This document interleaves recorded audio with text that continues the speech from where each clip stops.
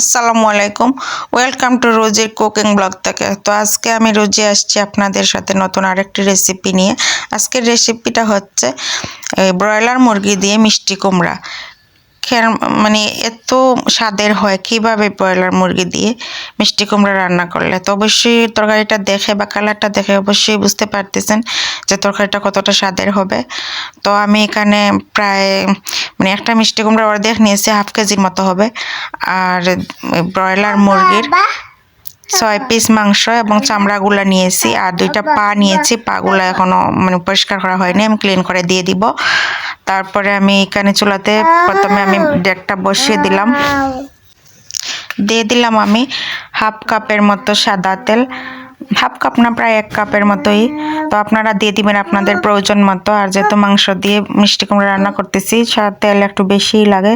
তারপরে আমি এখানে দিয়ে দিলাম কুচি করা রসুন বাটা, তারপরে কুচি করা পেঁয়াজ বাটা। তারপরে আমি এগুলোকে খুব ভালো করে নেড়ে নেব এবং এগুলো ব্রাউন কালার হওয়া পর্যন্ত আমি নাড়তেই থাকবো। তারপরে আমি দিয়ে দিব সব মশলা। তো ততক্ষণে আপনারা ভিডিওটা স্কিপ করবেন না, দেখতে থাকেন। আর আমার ভিডিওটি অবশ্যই ভালো লাগলে লাইক, কমেন্ট, শেয়ার করতে ভুলবেন না। লাইক দিয়ে দেখা শুরু করবেন এবং সাবস্ক্রাইব করে পাশে থাকবেন। এমন নতুন টিপস পেতে অবশ্যই সাবস্ক্রাইব করে রাখবেন, যাতে পরবর্তী ভিডিও দিলেই আপনি পেয়ে যান সবার আগে। আর আজকের টিপসটা হচ্ছে নতুন যারা সংসার করতেছেন তাদের জন্য, বা ব্যাচেলর ভাই যারা আছেন তাদের জন্য। তো কেউ যদি মিষ্টি কুমড়া কীভাবে এত স্বাদে রান্না করতে হয়, তাহলে আজকের এই রেসিপিটা তাদের জন্য। তো আমি এখানে দিয়ে দিছি একটু সল্ট, যাতে এই কুচি করা পেঁয়াজগুলো নরম হয়ে যায় সহজে। তো আমি আগে আসলে সব সময় পেঁয়াজ বাটা বা রসুন বাটা এগুলো বাটিয়েই দিতাম, কিন্তু এখন কয়েকদিন থেকে এইভাবে কুচি করে দিই, ভালো লাগে না। তাই জন্য আমি কুচি করে দিই এবং খুব ভালো করে তেলের মধ্যে একটু ফ্রাই করে নেই, ব্রাউন কালার হওয়া পর্যন্ত। আর সল্ট দিয়ে দিলে অবশ্যই তেলের মধ্যেই একদম বাটার মতো হয়ে যায়। তো এখানে আমি জিরার গুঁড়া করে রেখেছি আমার প্রয়োজন মতো, প্রায় 1 চামচের মতো, চায়ের চামচ দিয়ে। তো আপনারা এইভাবে প্রায় 1 চামচের মতো দিয়ে দিবে হাফ কেজি মিষ্টি কুমড়া এবং হাফ কেজি ব্রয়লার মুরগির জন্য। হাফ কেজি তোকে কমই হবে মাংস। 2টা পা আছে, মাথা আছে, কলিজি আছে, তারপরে মুরগির গিলা আছে। এগুলো আপনাদেরকে দেখানো হয়নি, স্কিপ করে গিয়েছি। আর এখানে দেখিয়েছিলাম 6-7 পিস মাংস আর চামড়াগুলা। তো প্রায় গিলা, কলিজা, মাথা আর পা 2টা তো অন্যখানে দেখায়নি হয়নি। তো আমি এখন দিয়ে দিয়েছি লাল মরিচের গুঁড়া। আর আমার মশলাগুলো সবই হচ্ছে রাঁধুনি, 2 চামচ। তারপরে ধনিয়া গুঁড়া 2 চামচ, টারমারিকের গুঁড়া প্রায় 4 ভাগের 3 ভাগ। তো আমি এখন সবগুলা খুব ভালো করে ব্রাউন করে নেব, কালার করে নেব, ফ্রাই করে। এই দেখো খুব সুন্দর ব্লো করতেছে। তো এখানে যতক্ষণ আপনি খুব ভালো করে কষা করবেন, ততই তরকারিতে স্বাদ বাড়বে। তো আপনারা অবশ্যই এইভাবে কষিয়ে নেবেন। দেখো অসাধারণ অথেন্টিক কালার আসছে, উপরে সব তেলগুলা উঠে গেছে, খুব সুন্দর লাগতেছে। তখন আমি আর কি এখানে দিয়ে দিব মাংসগুলা।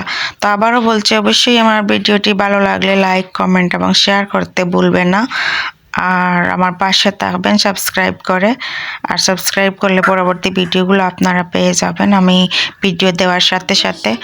আর আসলে আমি খুব ব্যস্ত একা মানুষ, সবসময় ভিডিও দিতে পারি না, প্রতিদিনের ভিডিও দিতে পারি না। গতকালকেও দেইনি, অনেকগুলা ভিডিও জমা হয়ে গেছে। কিন্তু আজকে আমি যা যা রান্না করেছিলাম আমি কিচ্ছুই ভিডিও করিনি, কারণ আমার অনেকগুলা ভিডিও জমা হয়ে আছে, এখনো পাঠানোই হয়নি। তো মাংসগুলা দিয়ে হালকা পানি দিয়েছি, দিয়ে যে বয়েল উঠতেছে, ঠিক এমন সময় আমি মিষ্টি কুমড়াগুলো দিয়ে দিব এবং দিয়ে সব আমি 10 মিনিট ঢাকনা দিয়ে ডেকে নেব, 10-15 মিনিট, যাতে এগুলো সব বয়েল হয়ে যায় এবং হয়ে যায়। এখানে আমি ভাত রান্না করে রাখছি। তো আমি আসলে দিতে পারি না ভিডিও, খুব ব্যস্ততার জন্য। 2টা বাচ্চা আছে, ওদেরকে সামলাতে হয়। বড় ছেলেটা প্রায় 6 বছর হয়ে গেছে। আগামী মাসের 26 তারিখ আমার ছেলের বার্থডে। মেয়ের বার্থডে করছিলাম গত মাসে।